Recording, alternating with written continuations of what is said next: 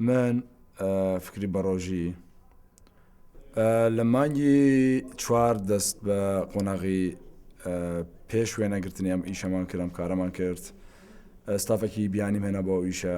ئەستافەکەم لە ئەمریکاوە هات. کاتێک ئەم گروپە گەیشت بۆ کوردستان، بێگومان سیستمی بەرهەمهێنانی فیلم لە هالیوود زۆر جیاوازە. ئەوەی بتوانێت ئێمە بیرەوەمان کردەوە کە سیستمێک دابنین چۆن یارمەتیدەری یەک بین، ینی لە یەک تێبگەین بۆ میشە. ئەوەی بڵێن کە پاش ڕوخانی ڕژیم لە چڕۆکێکی زۆر بەسیت، یاخۆ بڵێن چڕۆکێکی زۆر سادە و ساکار کە لە بەگڕاوەندی خۆی شتی زۆر گەورەی لە پشتە، باز لەوە بکەین کە کێشەکانی پاش ڕوخانی ڕژێمی دیکتاتۆر بەرەو کوێ دەچێ. جیاوازی هەرێمی کوردستان بە نسبەت هەرێمەکانی تر، تەنانەت وڵاتەکانی دراوسێ، هەبوونی سیستمی باش بۆ پارێزگاری و ئەم بابەتانە. Action! Baghdad, Fallujah, Homs. Action!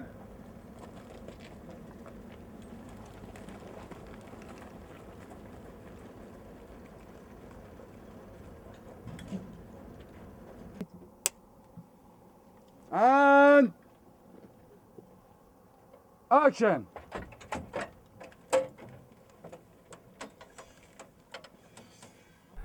I am the sound mixer for the production The Lion's Den with producer Fekri Beroji. And this is my first time to Kurdistan, really my first time in this region entirely. And it's been a real experience. But after being here and working here and living here with the production crew and everyone involved in the project, I can't say that anything would be further than the truth, further from the truth than that. The people here are very warm, very friendly. We started working and focusing on what was important to make the film work, and to make the two teams, the Kurdish team and the American team, to help us all work together. As you can imagine, there are a lot of things we had to overcome. We had language barriers in some cases, but it's amazing how much you can get across by waving your hands and smiling or frowning or throwing something. And so it took us about a week, maybe two, but we started to gel. And we had a great opportunity to film in an area here in Howler that is an ancient city. And so we had almost like a soundstage, like a backlot area, where we were able to be a little bit more secluded and create environments and control our environments. And that helped an awful lot. And the director, Fekri, is very aware of sound. He's focused on sound, and sound is important to him. So I was able to communicate that to him, and we had a good, I feel we had a good rapport and had a good communication, so that I could let him know what things that I needed to do to give him the sound that he wanted.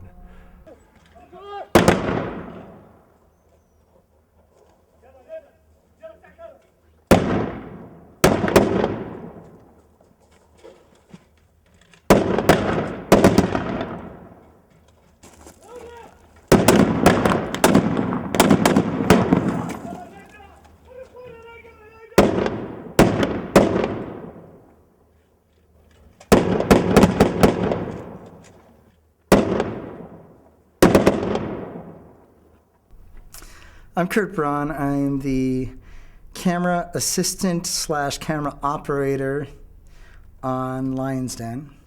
We put a lot of effort, Mario and I did, on the pre-production end coming into this.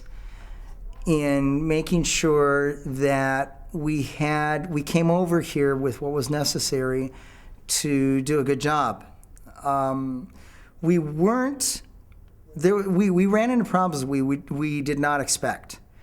We tried to think about what problems we would come into, and frankly, the problems that we had were not ones we were expecting. We did not expect things like, hard drives overheating, that they would only operate up into 95-degree heat, that's Fahrenheit.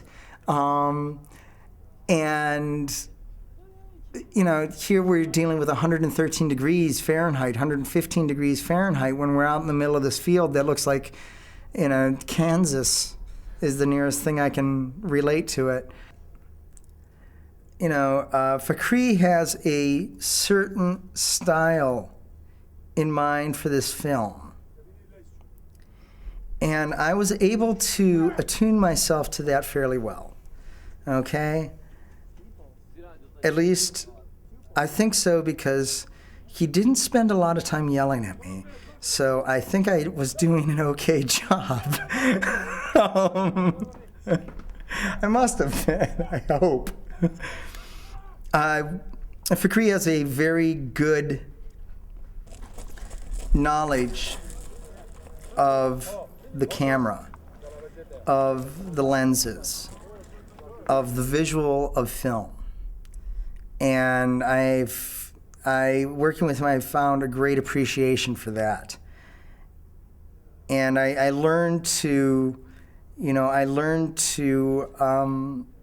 he'd say, put the camera here. And I'd sit down and he'd say, no, move over 1 foot or something like that. And it would make a world of difference. And all of a sudden it'd be like, I'd pick up the camera again and I'd say, okay, now I see what you're seeing.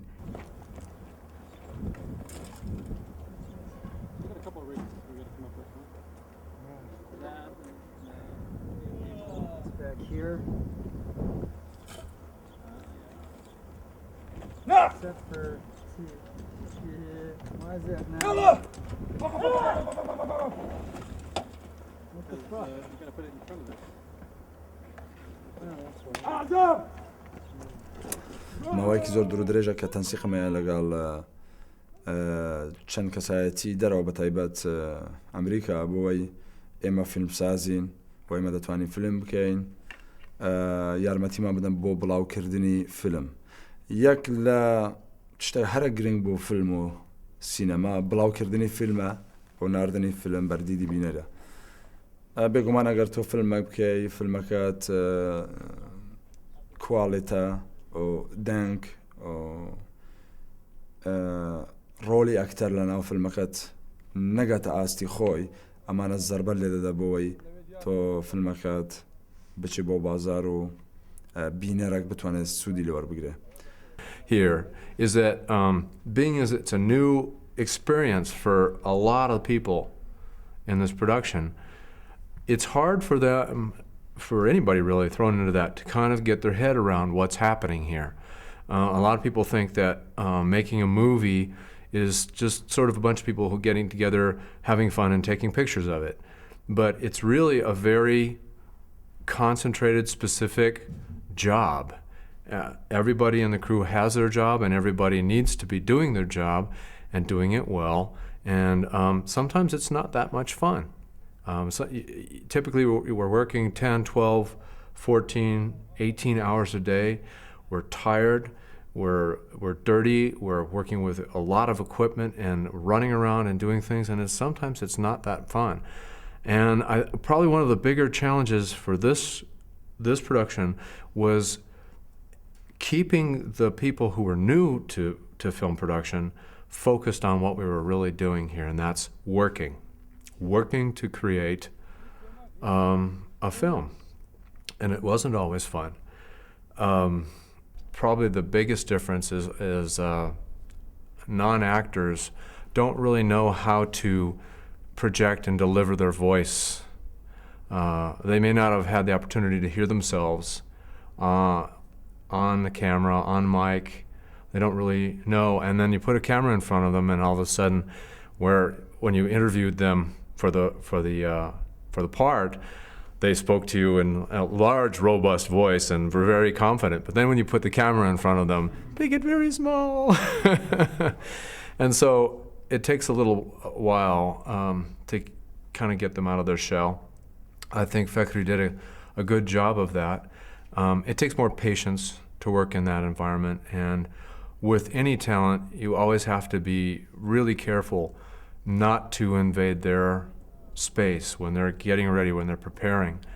But even more so with non-talent, because they're easily distracted. And so my challenge with those kind of actors is to make sure that the things that I have to do, maybe setting a lav or trying to get my microphone angles right, I do in a way that intimidates them as little as possible. Professional actors are used to that. Professional actors are used to having microphones stuck in their face. They're used to having people shuffle them around and say, walk to that little line. But it's a lot to remember for non-actors. And as you can imagine, some did better than others. Action!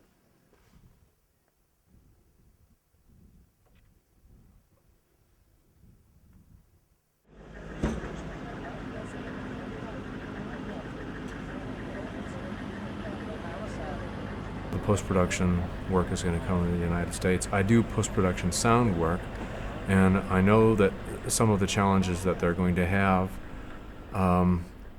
I think one of the things that I do when I do production sound is I focus on what we can get in production in terms of sound beyond just the dialogue, beyond just the basics. Fakhri was really good to work with in that regard, because whenever I needed ambient sound, whenever I needed wild sound, if I wanted some footsteps or I wanted some birds or I wanted to roll 5 minutes of room tone, I could get it. And that's the kind of stuff that's really going to help us in post-production. The second half of the learning curve that the entire crew and really the entire industry, I said, and I still feel the same way, that I think that this crew, the director and the producers and the people who are supporting them, have some real talent. And it's amazing to see what they've done with the resources that they have. And I think we're going into post-production with a lot of solid performances, some really good-looking footage, and I think some really good sound.